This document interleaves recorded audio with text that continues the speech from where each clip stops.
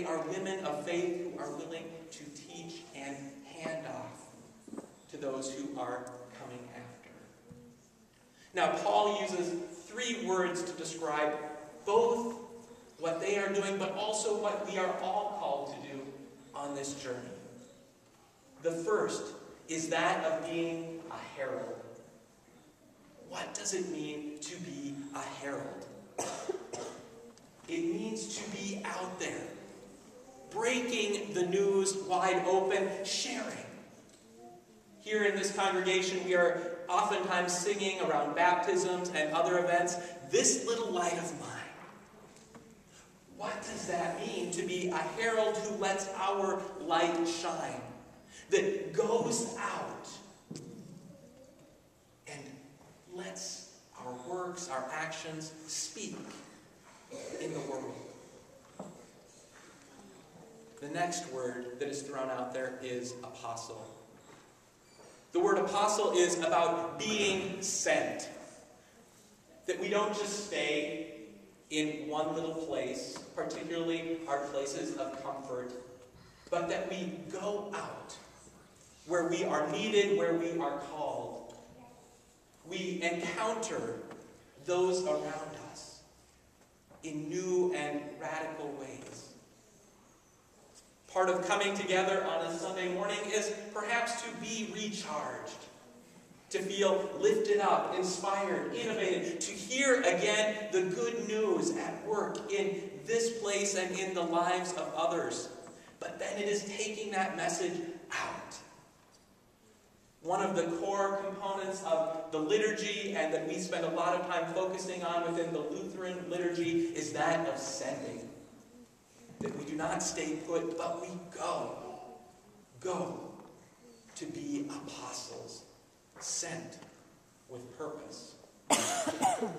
Now, the third word that Paul puts out there is that of being a teacher. A teacher of faith. Next week, here on Sunday morning, we will be celebrating Children's Sabbath. It is a time in which we bless and lift up the children in our midst, those that are engaged in Sunday school, and we also recognize the connections that ripple out with Urban Arts Academy and other youth programs here in the area. But part of our commitment is to be teachers of faith. Now, as demonstrated with the children, that may take place in a very physical, hands-on way.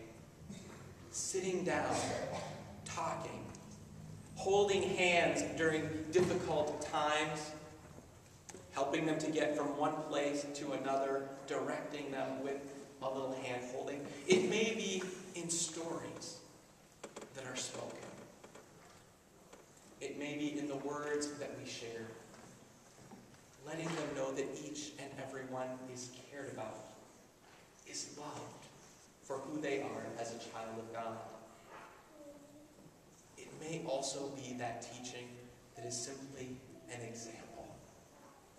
Perhaps you don't even think about it, like June Rohr, showing up every Wednesday night, just knowing that for some children, she is a steady presence in their lives, or just thinking that baking bread is something that people do, or just thinking that going to a meeting is one more thing to fill a weeknight.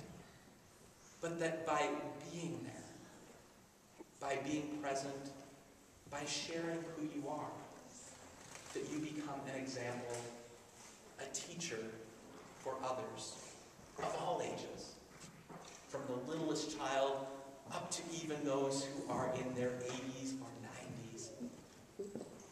Sometimes our greatest teachers can flip this on its head and be our children, who teach us to do things in new ways, or to see life or God in new and wonderful ways. So today, I invite you to think about 4 particular things.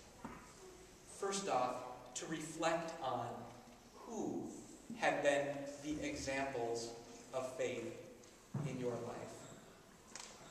Who have guided you through the good times or the tough times? Who have challenged you in terms of growing as a follower of Jesus the Christ? Then to think about, as you look to their examples, these Loises and Eunices of faith, how are you going about carrying that into your daily living? In terms of how you are an apostle, one who is sent. How you are a herald, as one who shares. How you are a teacher in your actions, in your words, in your examples. Recognizing that it doesn't come back to us. It's about this one who calls us and claims us, inviting us on this incredible journey of faith, inviting us to explore